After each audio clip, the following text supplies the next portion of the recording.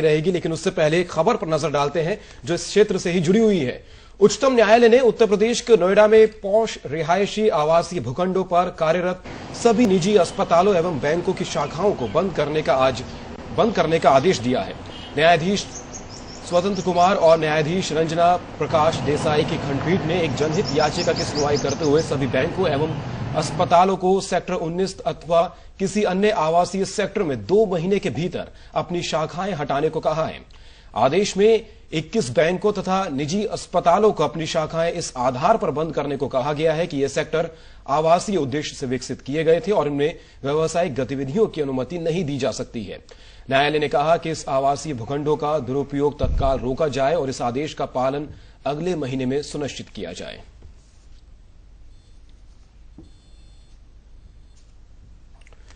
Supreme court के आदेश के बाद क्या कुछ हलचलें हैं इस बाजार में, इस पर चर्चा की शुरुआत करते हैं। प्रभाकर जी, जिस तरह से हमने देखा पहले कुछ साल पहले दिल्ली में जो रिहायशी इलाके हैं उनमें सीलिंग की जो एक तरह से कवायद चली थी, काफी हलचल मची थी, बाजार में भी काफी उथल पुथल मची थी। सुप्रीम कोर्ट ने जो आदेश दिया है 1 महीने के अंदर नोएडा के जो आवासीय सेक्टर है वहां पर नर्सिंग होम, बैंक और एटीएम जो चल रहे हैं उनको बंद करने के बारे में निर्देश दिया गया है। इससे कमर्शियल जो प्रॉपर्टी है उस पर कितना दबाव पड़ेगा? कमर्शियल प्रॉपर्टी के जो रेंटल्स हैं वो बढ़ेंगे मार्केट में, और चूंकि उनकी सप्लाई हालांकि नोएडा में बहुत अच्छी खासी है तो इसीलिए बहुत ज्यादा रेंटल बढ़ने की उम्मीद हमें नहीं है। लेकिन हाँ, उनकी डिमांड बढ़ेगी तो थोड़ा बहुत रेंटल्स जो बढ़ जाए तो बढ़ जाए। लेकिन रिहायशी इलाकों में रेंटल्स पे थोड़ा सा असर पड़ेगा, वो रेंटल्स नीचे जाएगा। चूंकि ये 21 बैंक के अलावे और भी बहुत सारे इस तरह के कमर्शियल एस्टेब्लिशमेंट हैं जिनको वहां से हटना पड़ेगा सुप्रीम न्यायालय के इस आदेश के बाद। और ये एक अच्छा आदेश है क्योंकि जो कमर्शियल एक्टिविटीज हैं उनके लिए कमर्शियल स्पेस नोएडा में बहुत अच्छे ढंग से उपलब्ध है, तो नेचुरली उनको वहां पे शिफ्ट करना चाहिए था, जो कि अभी तक नहीं हुआ था, और इस तरह का जजमेंट अच्छा रहेगा। जी, नोएडा में जैसा हमने देखा है कि कमर्शियल स्पेस भी काफी अच्छा प्रोवाइड किया हुआ है और साथ ही साथ आवासीय जो इलाके हैं वो भी काफी अच्छी तादाद में हैं। ऐसे में आवासीय इलाकों से कमर्शियल प्रॉपर्टी जब निकलेगी तो आवासीय इलाकों पर भी काफी दबाव कम होगा और उनका रेंटल थोड़ा सा नीचे जाएगा। अभी नोएडा में ये रेसिडेंशियल प्रॉपर्टी का रेंट्स बहुत ज्यादा बढ़ता जा रहा था तो उस पर थोड़ा सा असर होगा उसके ऊपर। हालांकि बहुत ज्यादा असर तो मुझको नहीं लगता है, लेकिन सबसे ज्यादा दिक्कत जो नोएडा में हो रही थी खासकर इस तरह के रेसिडेंशियल इलाके में कि पार्किंग्स के लिए बहुत जद्दोजहद बढ़ती जा रही थी। अब इस तरह से जैसे बैंक है या इस तरह के जो कमर्शियल एक्टिविटीज है जब वहां से हटेंगे तो पार्किंग के ऊपर में थोड़ा सा दबाव कम होगा और उससे वहां के रहने वाले लोगों की जिंदगी थोड़ी सी बेहतर होगी। चलिए मुंबई से रिएक्शन लेते हैं। मुंबई से अशोक जी हमारे साथ है।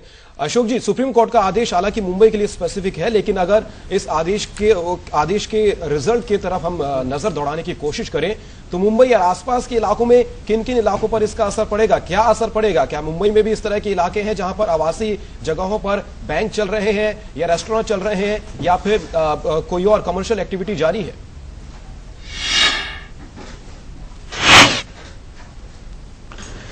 जो भी पुराने एरियाज जो डेवलप हुए थे वहां पे मिक्स यूजर ऑलरेडी चालू ही था, तो उसके एरियाज में जरूर डिफरेंस आएगा। बट ऑर्गेनाइज्ड डेवलपमेंट जहां पे भी है, जैसे नवी मुंबई है, वहां पर हर एक यूजर बहुत प्री डिफाइंड है और वहां पे इस तरह की कोई गतिविधियां चालू भी नहीं है।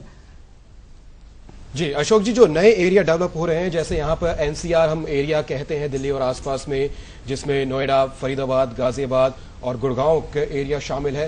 साथ ही साथ मुंबई में नासिक, पुणे, मुंबई ट्रायंगल के नाम से एरिया फेमस है और उस जगह पर मुंबई और आसपास के लोग अपने आशियाने को बसाने के सपना देखते हैं। क्या जो नए इलाके सामने आ रहे हैं उनमें किस तरह के डेवलपमेंट आप देख रहे हैं? क्या वहां पर इसका कुछ असर पड़ने की संभावना है?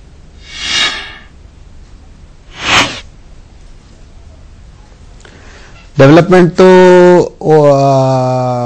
बहुत ही बढ़िया रहेगा क्योंकि गवर्नमेंट ने अपना खुद का पूरा काम कर चुकी है, सारे ट्रांसपोर्ट कॉरिडोर्स और नेटवर्किंग को प्लानिंग कर चुकी है।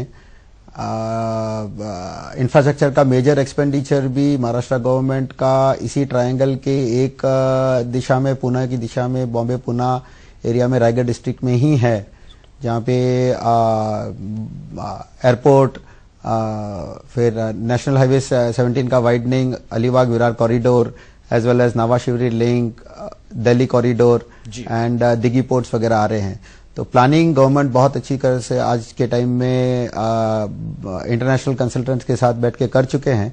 आने वाले टाइम में जैसे ही गवर्नमेंट रीजनल प्लान डेवलप बना लेगी, लोगों को एक ऑर्गेनाइज डेवलपमेंट का चित्र करते हुए नजर आ जाएगा और आने वाले 20 साल में एक